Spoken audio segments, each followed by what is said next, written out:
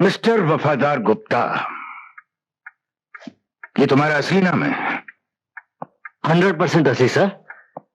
दरअसल हमारे एक वफादार कुत्ते की मौत के बाद मेरे माँ बाप ने मेरा नाम रखा वफादार गुप्ता। नाम वफादार है, लेकिन अपनी वर्दी और ओहदे से गद्दारी कर रहे हो। मैंने क्या किया सर? तुम घर की खबरें दुश्मनों तक पहुंचाते हो। मेरे पास रिपोर्ट आई है। तनख्वाह तुम सरकार से लेते हो, लेकिन नौकरी तुम उन गद्दारों की करते हो। एक बात याद रखना गुप्ता, घर का भेदी लंका ढाता है, और मैं लंका ढाने वाले भेदियों का नामो निशान इस डिपार्टमेंट से मिटा देता हूं, समझे?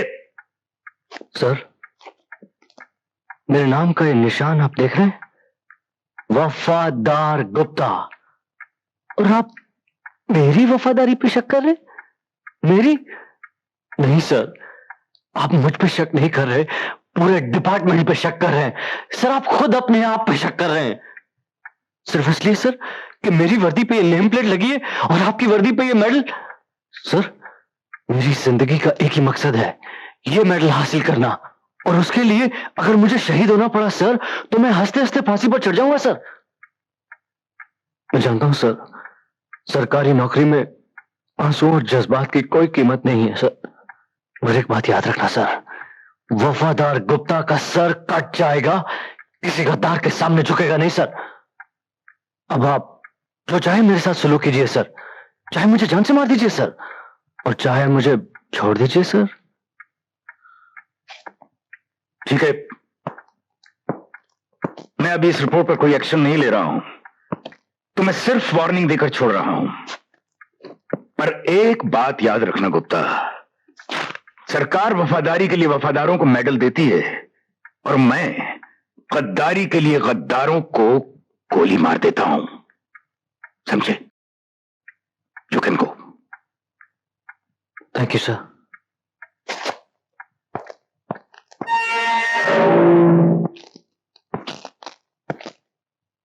संजय, मैं तुम्हें रिहा करने आया हूं। इस मेहरबानी की वजह?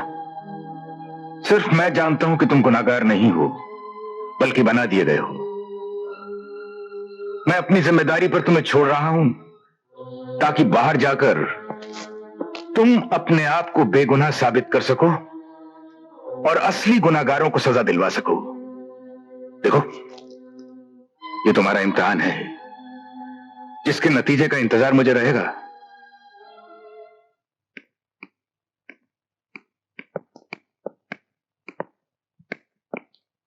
डैडी, संजय का क्या हुआ?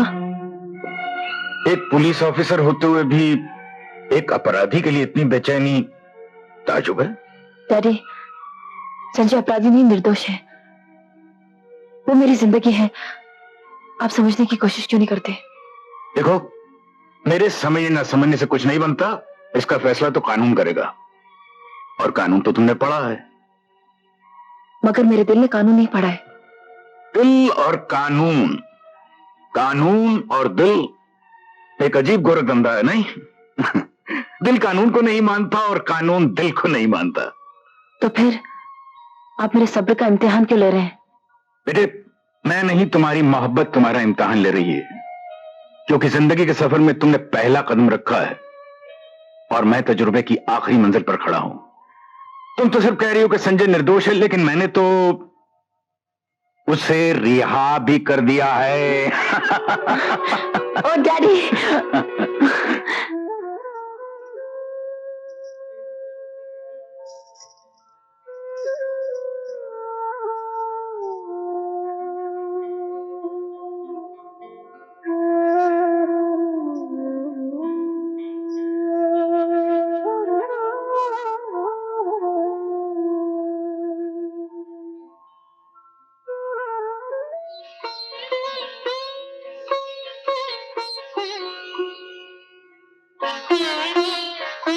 संजय, तू?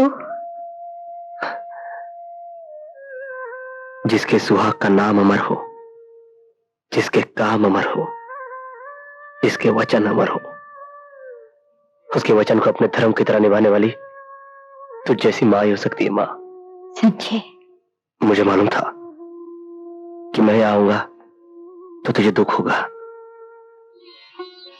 मगर तेरे दुख में मैं नहीं आता तो मुझे कभी शांति नहीं मिलती।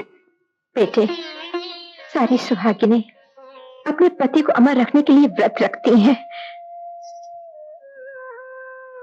मैं तो अपने अमर पति की पूजा कर रही हूँ। भगवान से मांगती हूँ कि जन्म जन्म तक यही मेरे पति रहे। एक तूने अपने पिता का नाम, उनका धर्म, उनके सपने सब कुछ मिट्टी में मिला दिए। बोल बेटे, तू ऐसा क्यों कर रहा है? क्यों कर रहा बेटे? क्यों कर रहा है? क्यों कर रहा है?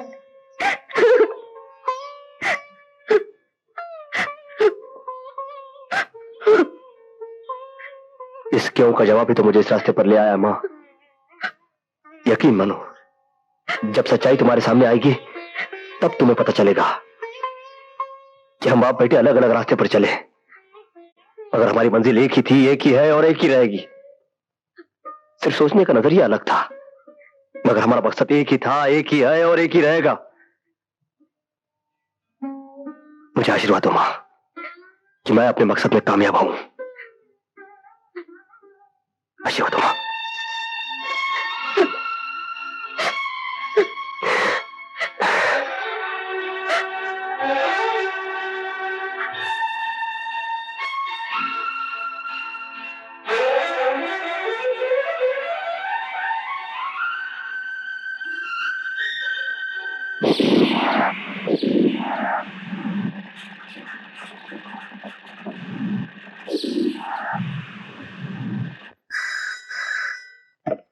इंस्पेक्टर वफादार गुप्ता स्पीकिंग। वफादार, कहीं तुम गद्दार तो नहीं हो गए? क्या बात करते हो यार जगन्नाथ, वफादार और गद्दार हो ही नहीं सकता। बोलो। फिर संजय को मेरे ठिकानों का पता कैसे चला? अरे यार, संजय को तुम्हारे कुछ ही ठिकानों का पता चला है ना। मैं तो ऐसी चाल चलूंगा कि संजय के सारे ठिकाने ठिकाने लग जाएंगे। अरे तुम देखना देखना तुम। हाँ, ओके। संजय संजय, क्यों बुलाया था मुझे यहाँ? मैंने तुम्हें तुम्हारी रिहाई की मुबारकबाद देने के लिए बुलाया था। मुबारकबाद? जब तक मैं अपने आप को बेगुनाह साबित नहीं कर लेता, मैं अपराधी हूँ सोनम। तुम अपराधी हो या निर्दोष, अच्छे हो या बुरे, तुम जैसे भी हो तुम मेरे हो संजय।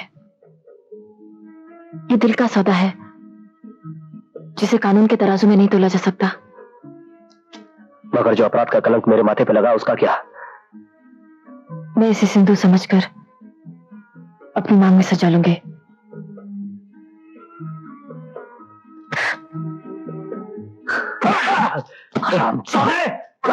साले ड्रग्स बेचता है?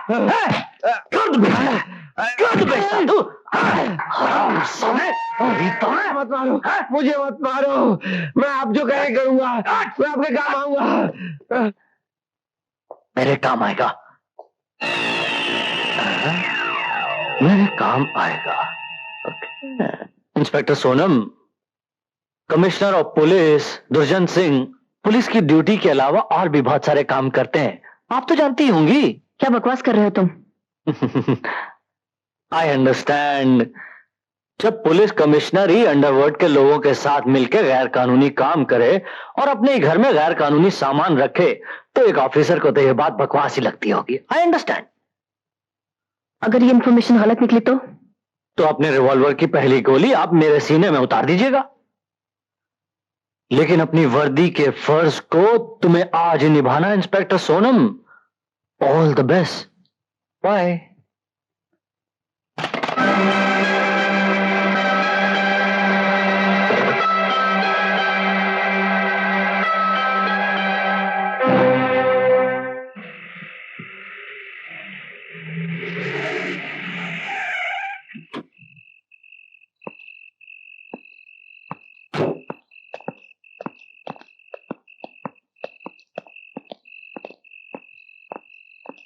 हुसैन मियाँ, सोनम अभी तक नहीं आई।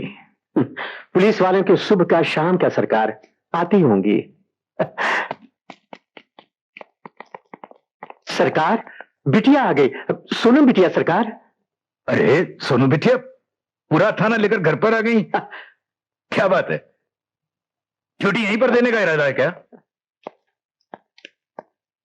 मेरे पास आपके घर का सर्च वारंट है कमिश्नर साहब। यस।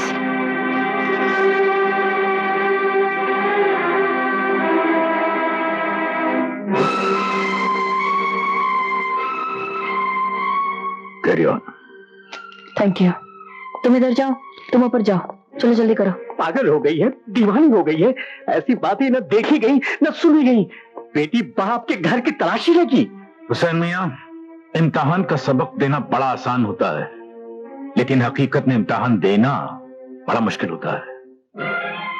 शायद मुश्किल इम्तिहानों से गुजरना ही मेरी जिंदगी है। इंस्पेक्टर, चौक से तलाशी लो, घर का कोना कोना तुम्हारा देखा हुआ है। सर,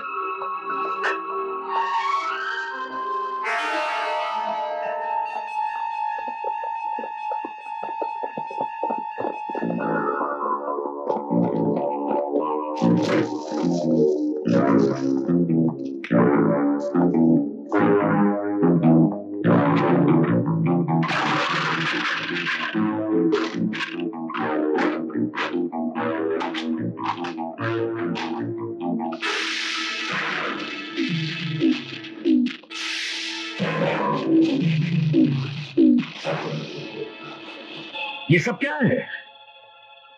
ये वो सबूत हैं जो आपके घर से बरामद हुए हैं। ये किसी की साजिश लगती है। ये साजिश है या सच्चाई, इसका फैसला करना अदालत का धर्म है और अदालत तक पहुंचाना मेरा कर्म। और वैसे भी इन सबूतों के मिल जाने के बाद सफाई की कोई गुंजाइश बाकी नहीं रह जाती।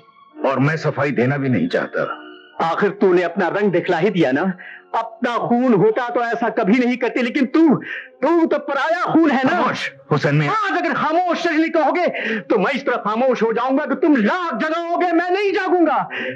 कमिश्नर साहब, मैं इस घर में नौकर बनकर रहा, लेकिन इसे लाड दिया, प्यार दिया, अपनाया। इसकी हिफाजत और सलामती के लिए दुआएं मांगते मांगते मेरी जुबान थक गई। ला वापस ला मेरी दुआओं का कर्ज, जो तेरा फर्ज बनकर मेरी मोहब्बत को लूट रहा है। मैं मजबूर हूं हुसैन चाचा। इंस्पेक्टर, एक बात याद रखना, इन हाथों ने हमेशा मुजरिमों को हथकड़ियां पहनाई हैं। ये हाथ कट सकते हैं, लेकिन मुजरिमों को पनाह कभी नहीं दे सकते। फिर भी तुम्हें मेरी बात पर यकीन नहीं तो हम हाजिर हैं, हमें गिरफ्तार कर सकती हो।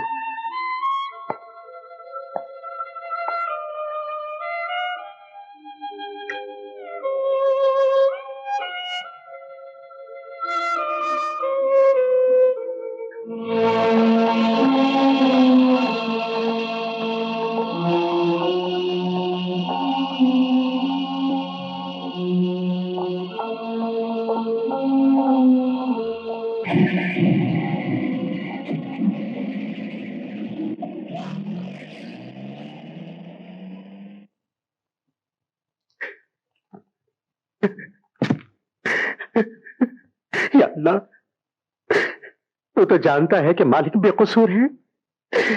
अपने हबीब के सदक़े सच और इंसाफ की लाज रखना और मेरे मालिक को इज्जत आबरू के साथ घर वापस लाना। अल्लाह,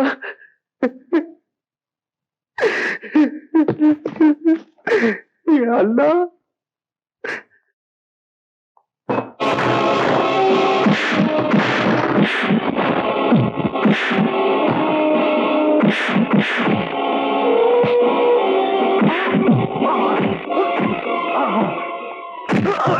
बोल, कमिश्नर साहब के कमरे में गर्द और रुपया किसने रखा था?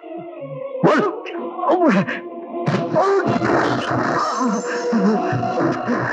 मुझे नहीं मालूम, मुझे नहीं मालूम, मुझे नहीं मालूम, मुझे नहीं मालूम। क्या बोलेगा? मुझे नहीं मालूम।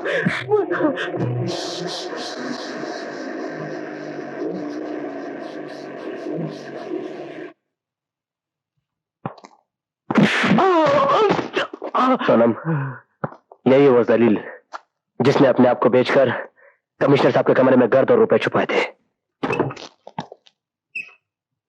अरे साहब, वो क्या है साहब? हरामजादे, तूने हमारे ईमानदार कमिश्नर साहब को फंसा।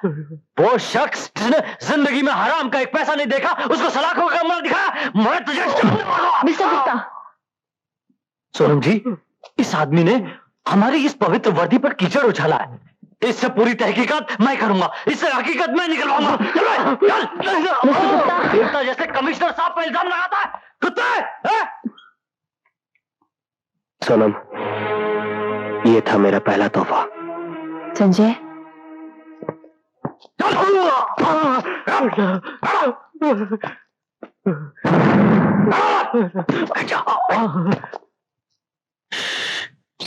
मैं तेरे साथ हूं गधे, लेकिन सबके सामने तो बात नहीं करनी चाहिए ना। उल्लू का बट्टा, ये ले।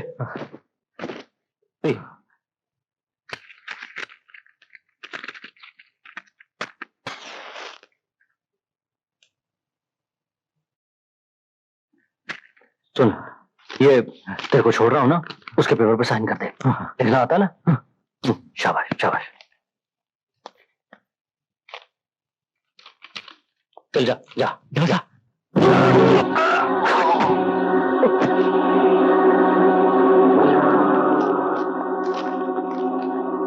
अच्छा हुआ सब पेपर पहले रेडी रखे।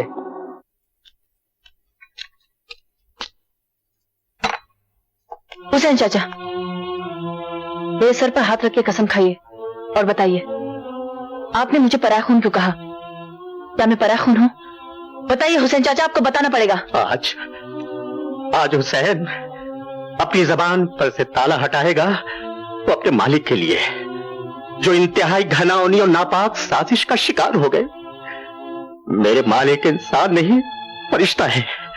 अगर वो तुम्हें अपने दामन में पनाह न देते तो जमाने के थपेड़े तुम्हारी धज्जियां उड़ा के रख देते, और आज जिस मुकाम पर तुम खड़ी हो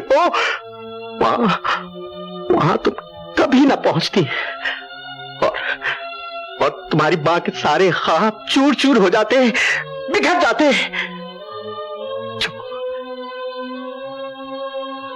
19 साल पहले उसने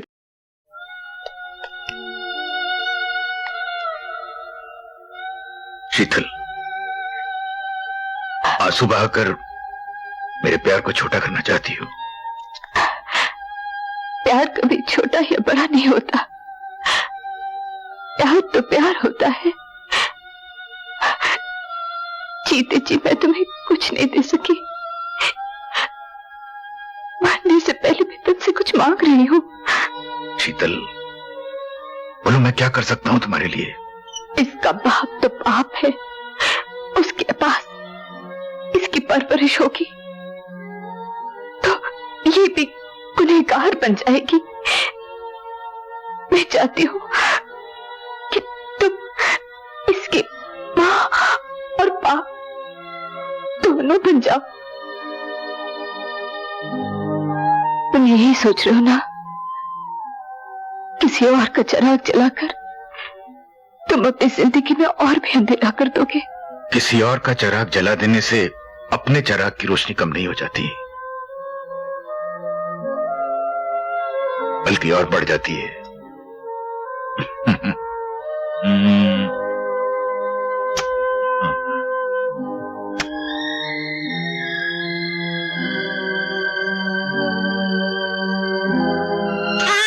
हुसैन नहीं जी।